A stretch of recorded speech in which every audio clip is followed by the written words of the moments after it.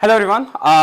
मेरा नाम है अमित रंजन और आप सभी का स्वागत है इस यूट्यूब चैनल पे। तो बेसिकली आज हम बात करेंगे स्टार्ट अर्ली सक्सीड अर्ली। क्या है इसका मतलब, क्या चीजें हैं और मतलब क्या क्या है आपके आपके लिए कैसे इंपॉर्टेंट है, आपके कॉन्टेक्स्ट में कैसे इंपॉर्टेंट है। देखो, आप अभी लाइफ के किसी फेज में हो, चाहे आप ग्रेजुएशन में हो अभी या फिर आप अपने मास्टर्स में हो, दोनों ही केस में ये चीज आपके लिए बहुत जरूरी है। रीजन ये कि अपकमिंग मतलब आपके लाइफ में कुछ एग्जाम्स अभी हैं जो कि आने वाले हैं। ठीक है, अगर आप बीएससी में हो तो आईआईटी जैम का, जस्ट का, टीआईएफआर का, ऐसे बहुत सारे एग्जाम्स हैं। और अगर आप एमएससी में हो तो फॉर श्योर आपके लिए कुछ और एग्जाम्स भी आ रहे हैं। और उन एग्जाम्स में क्या आता है भाई, जैसे सीएसआर नेट हो गया, ठीक है, आपके स्टेट के एससीटीज हो गया, बहुत सारे ऐसे एग्जाम्स हैं।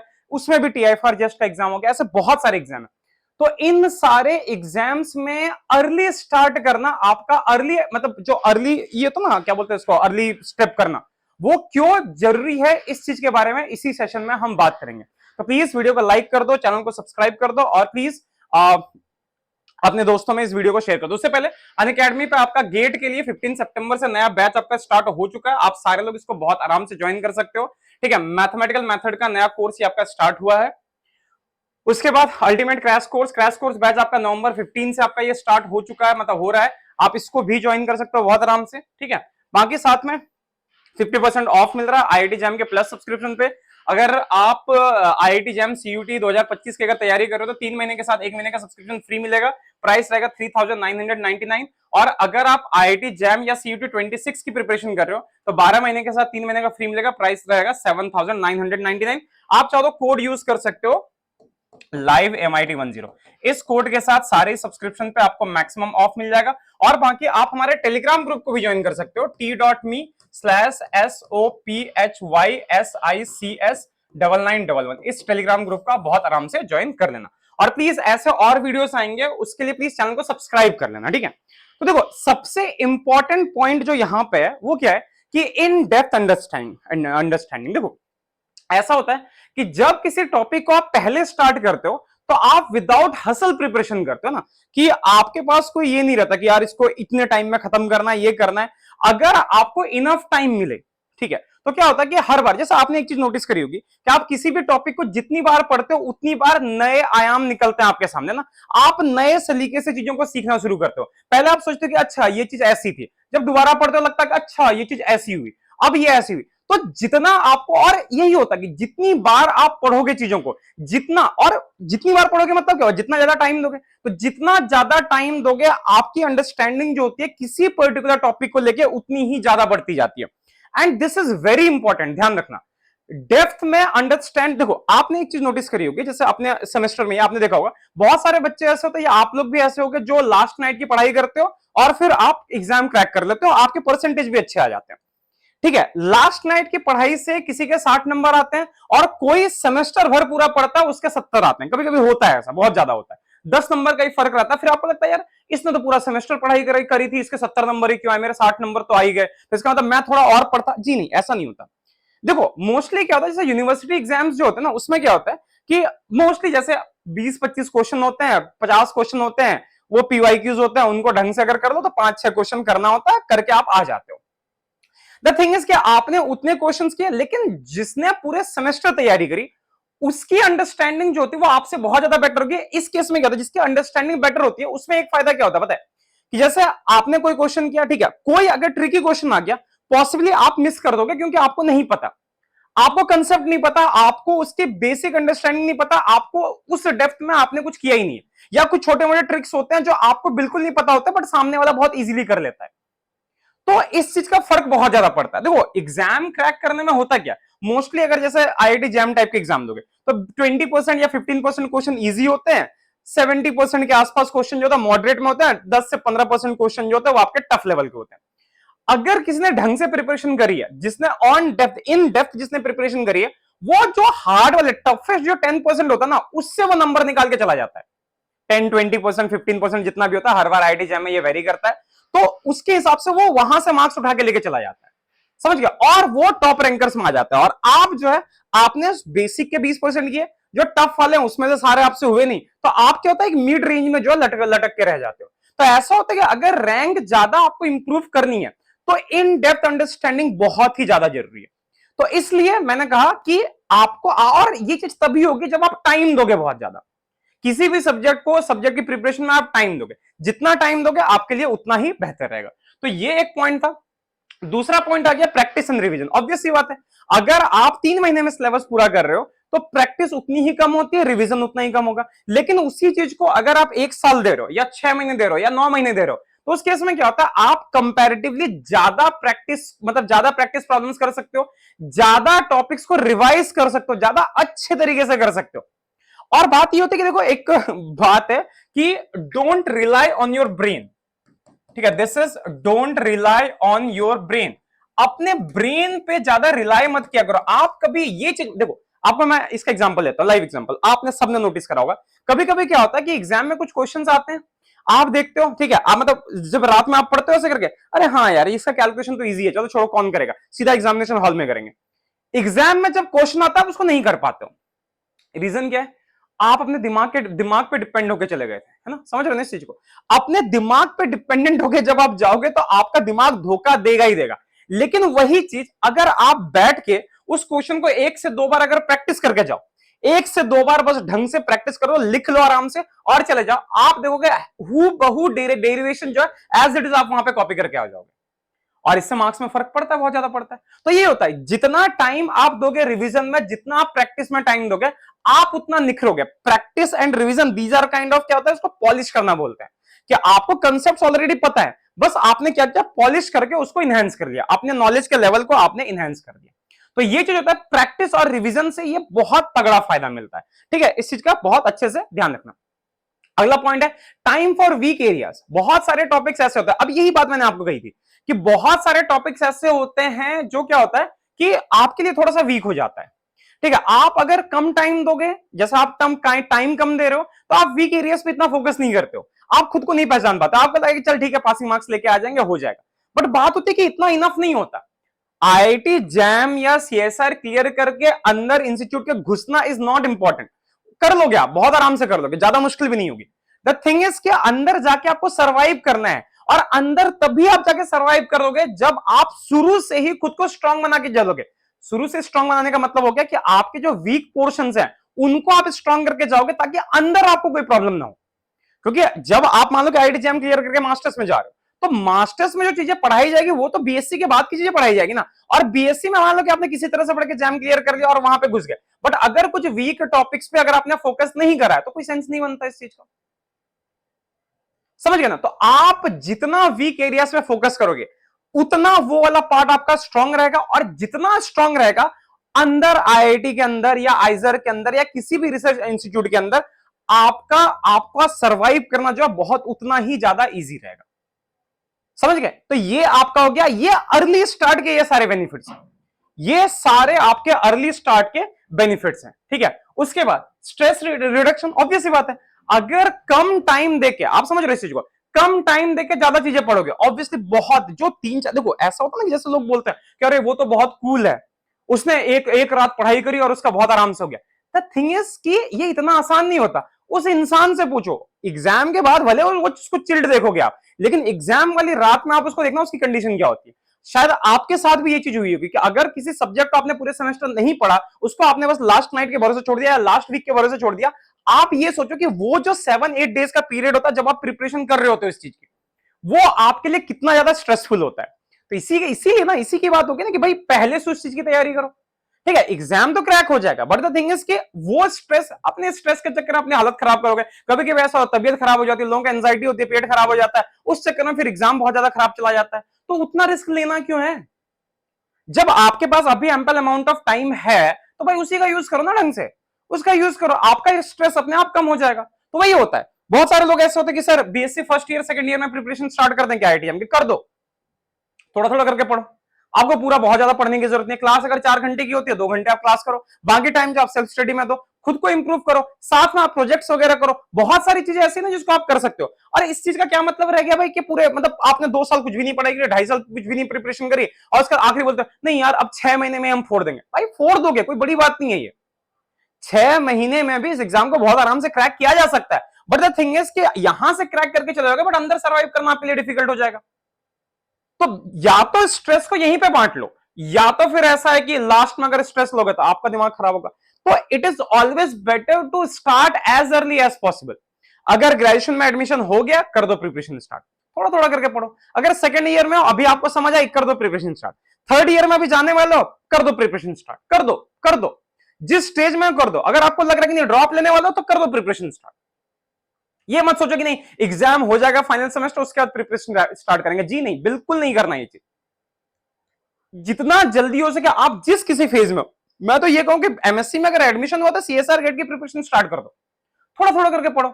आपको बहुत ज्यादा पढ़ने की जरूरत, क्योंकि आपके पास भी तो सेमेस्टर है ना, सेमेस्टर का बर्डन आपके पास है। तो उस सेमेस्टर बर्डन को झेलते हुए अगर आप स्ट्रेस को डिवाइड करो, जैसे एग्जाम आएगा उस टाइम पे थोड़ा सा इस पे ब्रेक लगा दो और सेमेस्टर की प्रिपरेशन ढंग से करो।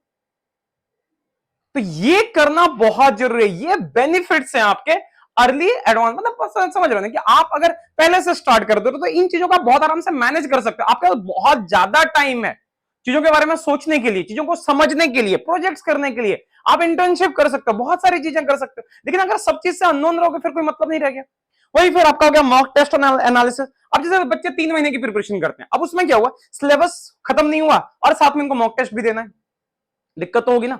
सिलेबस आपने ढंग से खत्म नहीं किया और मॉक टेस्ट आप दोगे, होगा क्या, शुरू में 15 नंबर 12 नंबर 20 नंबर ऐसे करके आएंगे, आप खुद ये हो जाओगे कि यार आपका मोरल डाउन हो जाएगा कि यार ये क्या हो रहा है। मैं तो सोच रहा था कि पीवाईक्यूज कर लेंगे एग्जाम हमारा क्रैक हो जाएगा, बट मॉक टेस्ट में तो कुछ और तरह के क्वेश्चन है।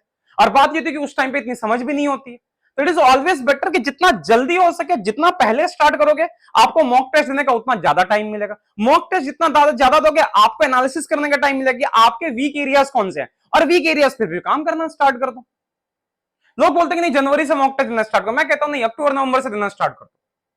अक्टूबर नवंबर से मॉक टेस्ट देना स्टार्ट कर दो, ताकि आपको पर डे कम मॉक टेस्ट देना पड़े। अगर आप जनवरी से स्टार्ट कर रहे हो तो आपको रोज एक मॉक टेस्ट देना पड़ जाएगा। लेकिन वही अगर आप अक्टूबर नवंबर पे स्टार्ट कर रहे हो तो वीकली 2 मॉक टेस्ट दो, 3 मॉक टेस्ट दो, क्या ही फर्क पड़ता है।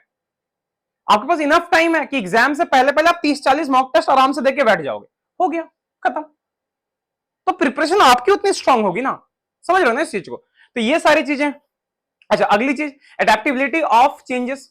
अगर मान लो कि आपने प्रिपेयर, देखो होता क्या है, हमेशा लोग समझते हैं ना कि हम जैसे हम क्या करते हैं, यूट्यूब पे जाते हैं जब प्रिपरेशन स्टार्ट करना होगा, यूट्यूब पे हमने देखा अच्छा ये टॉपर था, इसने ऐसे ऐसे पढ़ाई करी थी, हम उसको कॉपी करना स्टार्ट कर देते हैं। बट एक चीज ध्यान रखना, सेम खाना खा के किसी का पेट खराब हो जाता है, किसी का पेट खराब नहीं होता। रीजन ये है कि अपना सिस्टम जो ना वो खराब रहता है, ठीक है। किसी का अपना सिस्टम थोड़ा स्ट्रांग रहता है और किसी का वो क्या था थोड़ा वीक रहता है। तो जिसका वीक रहेगा चीजें खराब होंगी, उसका पेट खराब होगा, उसकी तबीयत खराब होगी, बहुत सारी चीजें होंगी। तो बात ये होती है कि अगर सेम स्ट्रैटेजी को अगर आप ब्लाइंडली फॉलो करते हो, डेफिनेटली चांसेस बहुत ज्यादा है कि वो स्ट्रैटेजी आपके लिए काम ही ना करे। अगर काम ना करेगा फिर क्या करोगे। तो इसका मतलब ये हो गया ना कि अगर आप पहले से प्रिपरेशन कर रहे हो तो आप खुद को समझ लेते हो कि हाँ भाई अगर हम रोज 2 घंटा पढ़ रहे हैं तो मेरा इनफ नहीं हो पा रहा है, तो I will change the strategy. I'll start studying for 3 to 4 hours. I'll start studying for 4 to 6 hours. जैसे भी होता है। बट अगर आप लेट स्टार्ट करोगे, आपको तो यही नहीं समझ आएगा भाई कि हमें प्रिपरेशन कितने देर की करनी है, कौन से टॉपिक पे कितना ध्यान देना। हमें अपने वीक एरियाज ही नहीं पता, हमें नहीं पता कि किस टॉपिक पे कितना ज्यादा फोकस करना है, तो आप चेंज कैसे करोगे।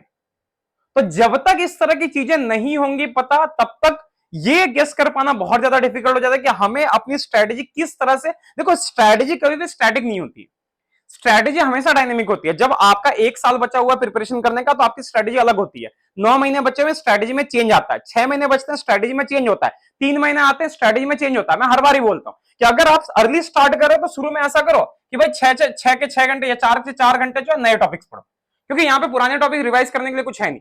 लेकिन जैसे ही आपके और मतलब जैसे मान लो कि आपके पास अब 9 महीने बचे, तो 9 महीने में क्या करो, आप अब इसको थोड़ा सा डिवाइड करो। अगर 6 घंटे आप पढ़ाई करते हो तो 4 घंटे नए टॉपिक, 2 घंटे पुराने टॉपिक। जैसे यहां पे आप मान लो कि अब 3 महीने बच रहे हैं, तो अब क्या करो, 2 घंटे नए टॉपिक, 4 घंटे पुराने टॉपिक।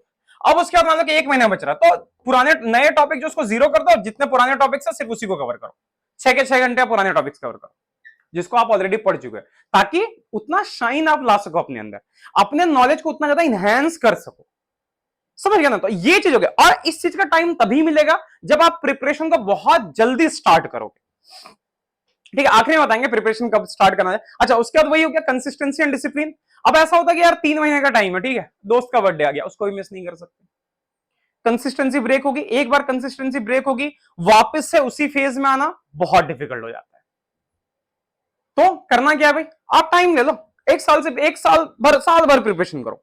ठीक है, आपको अगर लगता है कि नहीं 6 महीने से प्रिपरेशन करना चाहिए, आप एक साल से करना स्टार्ट करो। ठीक है, तो उस केस में क्या होगा, अगर चलो ठीक है एक आधा दिन अगर कहीं मिस हो भी गया, तो फिर आपके पास इतना इतना अमाउंट ऑफ नॉलेज है, या इतना आप काइनेटिक फ्रिक्शन में रह चुके हो कि थोड़ा सा अगर ब्रेक भी लगे तो दोबारा से सेम इसमें आप आ सकते हो, सेम एनर्जी के साथ आप दोबारा से प्रिपरेशन स्टार्ट बहुत इजीली कर सकते हो। ठीक है, डिसिप्लिन बना हुआ रहेगा, है ना, क्योंकि डिसिप्लिन बहुत जरूरी है। देखो, एक आईआईटीएन बनने का जो सफर होता है ना, वो आईआईटी का आईडी कार्ड मिलने से ही स्टार्ट नहीं होता। आईआईटीएन बनने का सफर कभी भी आईआईटी के एडमिट कार्ड बनने मिलने से ही स्टार्ट नहीं होता, वो एक प्रोसेस है। जैसे आपने प्रिपरेशन करी, मान के चलो कि आप धीरे धीरे उस रंग में खुद को ढाल रहे हो, क्योंकि अंदर जाके आपको फालतू चीजें नहीं करनी है। ठीक है, जो आप अपने कॉलेज में कर रहे थे, जो कर, आपको वहां पे नई तरीके से खुद को सामने रखना है।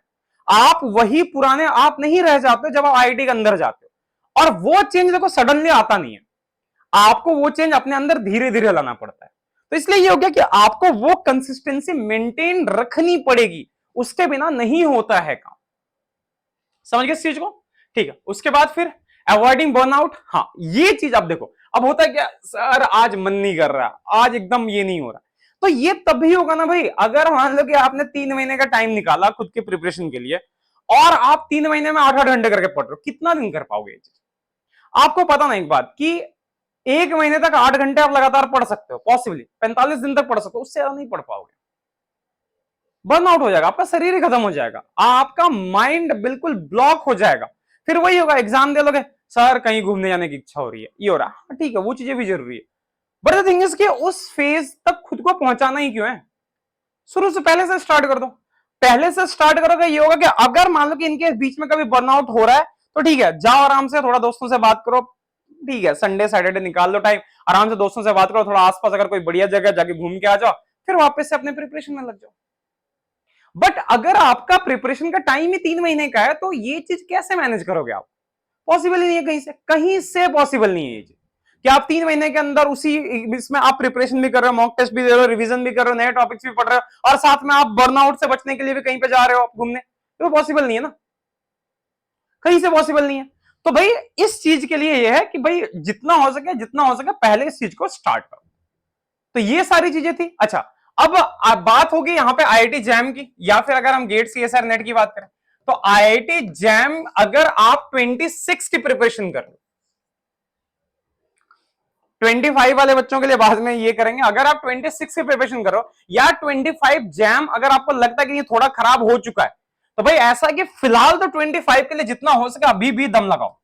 ठीक है, बहुत सारे कोर्सेज अनअकैडमी पे फ्री में अवेलेबल है, जाके स्पेशल क्लास में जाओ, स्पेशल क्लास में आपको 1000 से ऊपर लेक्चर्स मिल जाएंगे फॉर श्योर। यूट्यूब पे जाओगे 1000 से ऊपर लेक्चर्स मिल जाएंगे, बस मेरा नाम सर्च करना, आराम से मिल जाएंगे।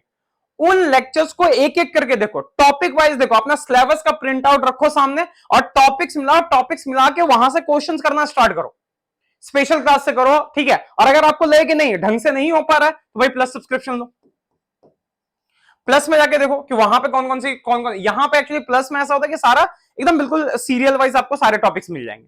तो ये कर सकते हो, आपकी इच्छा। प्लस के लिए आपको थोड़ा सा खर्चा करना पड़ेगा, स्पेशल वाले जो क्लासेस हो गए उसके लिए भी कुछ नहीं करना।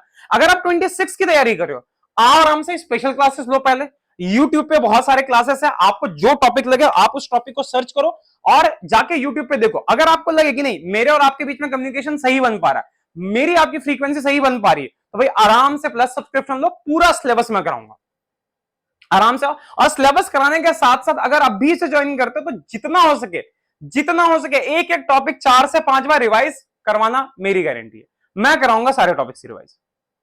ठीक है, आपको 3-4 महीने के अंदर अपने अंदर फर्क ना दिखे तो दोबारा से आना, कमेंट सेक्शन में 2-4 गालियां देके चले जाना, करके देख लेना।